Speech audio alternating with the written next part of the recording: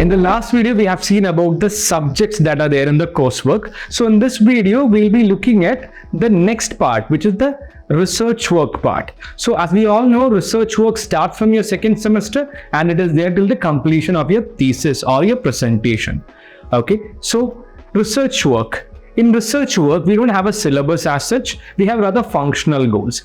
Functional goals means we have certain set of tasks to be completed so that we can proceed with next steps.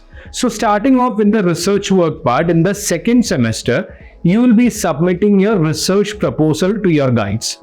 So this is a step that is happening right after the coursework exams. So once you submit your research proposal to the guide and the Dean Research Department will be evaluating your research proposal.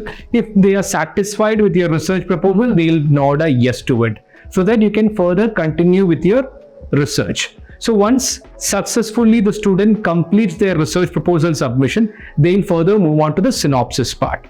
So for synopsis, you will be given a certain set of instructions. So all the universities, their Dean Research releases a guidelines for the synopsis, wherein all the details like the plagiarism percentage, the font, the number of pages it should have, all these details will be mentioned in the guidelines. As per that, you can prepare your synopsis, and once the synopsis is ready, you can submit it to your guides. Now, the last step is thesis writing. We all know that, but there is another step which is not mandatory as of now as per the UGC's policy. That is your research publications. If you are doing any sort of publications or planning for that and you are approaching any journals, you can do that. It adds more value to it. It adds more value to the entire profile of the student. Plus, in some universities, it is still mandatory because as per the UGC norms, they have clearly stated that it is no more mandatory only as per the UGC's policy. But if the universities wants the students to do it, they can definitely do it. So if you're looking for any publications or journals or anything like that, you can do that. And once you complete that, you finally move to the final step of your PhD, which is your thesis.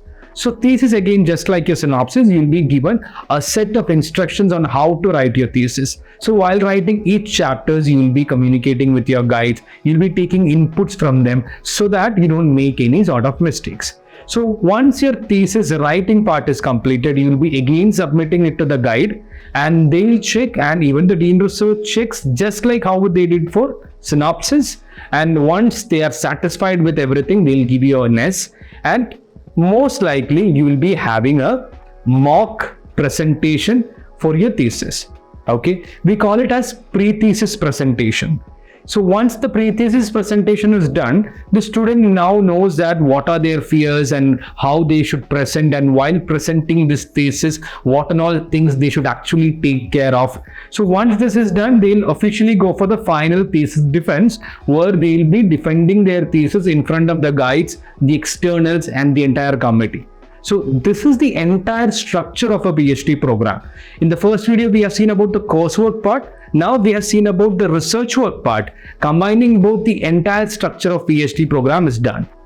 In the next video, we'll be looking at a different topic related to PhD. And if you are someone who's looking to enroll for a PhD program, or if you have any doubts regarding PhD in India or abroad, all you have to do is visit the website mentioned below and contact our team, and our team will be more than happy to help you out. Thank you for watching.